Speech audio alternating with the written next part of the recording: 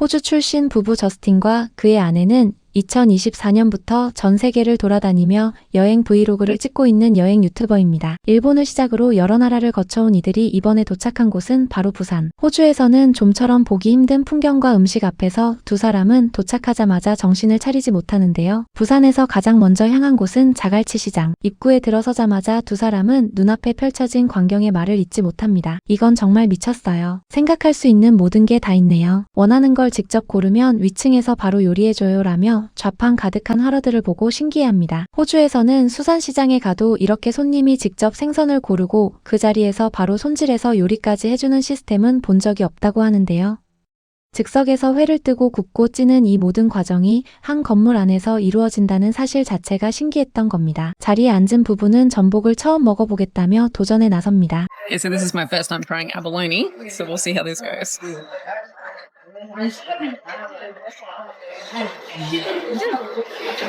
Better than oysters, in my opinion. Never tried this, so here we go.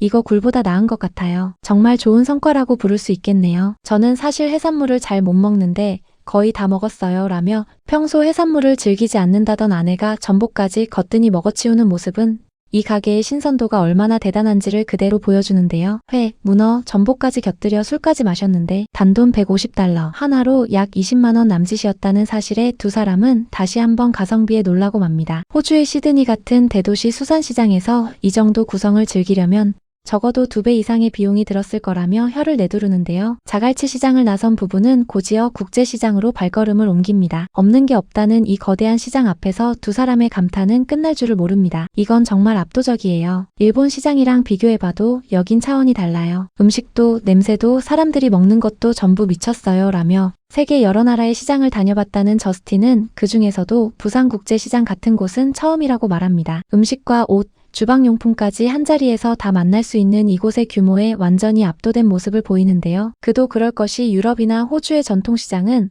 보통 먹거리 구역과 잡화 구역이 따로 나뉘어 있는 경우가 많은데 한국의 시장은 한 골목 안에서 신발도 사고 반찬도 사고 즉석에서 음식까지 먹을 수 있는 복합적인 구조이기 때문입니다. 숙소로 향한 부부가 도착한 곳은 해운대 해변이 통창으로 펼쳐지는 호텔이었습니다. With beachside views.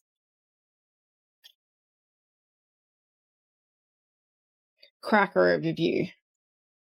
Over what is possibly one of the best views I reckon we've ever had. 지금까지 우리가 본 뷰 중에 아마 최고일 것 같아요 라며 침대에 누우면 바로 해운대 백사장과 바다가 한눈에 들어오는 이 풍경에 감탄을 멈추지 못하는데요. 평범한 가격대의 숙소에서도 이런 전망을 누릴 수 있다는 사실 자체가 호주에서는 상상하기 힘든 호사라고 합니다. 시드니나 골드코스트의 해변 전망 호텔은 1박에 수십만 원을 훌쩍 넘기는 것이 보통인데 한국에서는 합리적인 가격대로도 이런 풍경을 누릴 수 있다는 것이 큰 차이였던 것이죠. 다음으로 향한 곳은 숙소 바로 뒤편에 자리한 작고 아기자기한 먹자골목. 닭갈비맛 치킨을 한 입 베어 문 순간 부부의 표정이 완전히 달라집니다. 오마이갓, 맵네요. 근데 진짜 맛있어요. 와, 진짜 맛있다라며 매콤달콤한 양념에 적응이 안 된 듯 입을 호호 불면서도 손을 멈추지 않는 두 사람. 이어서 맛본 군만두와 누텔라가 들어간 크로아상빵까지 좁은 골목 하나에 이렇게 다양한 먹거리가 몰려 있다는 사실에 연신 즐거워합니다. 길 하나를 걷는 것만으로도 한 끼 식사가 아니라 작은 미식 여행을 하는 듯한 느낌이었다고 하는데요. 그리고 부부가 호주에서는 절대 빠질 수 없다며 도전한 메뉴 바로 한국식 바비큐입니다. Can't come to South Korea without having Korean barbecue, so it's on. And a bit different to the Australian experience. They're actually going to cook everything for us here, right in front of us. And then we'll be digging in. Yum. 직원분이 직접 우리 앞에서 구워주는 것이 호주랑은 완전히 다른 경험이었어요.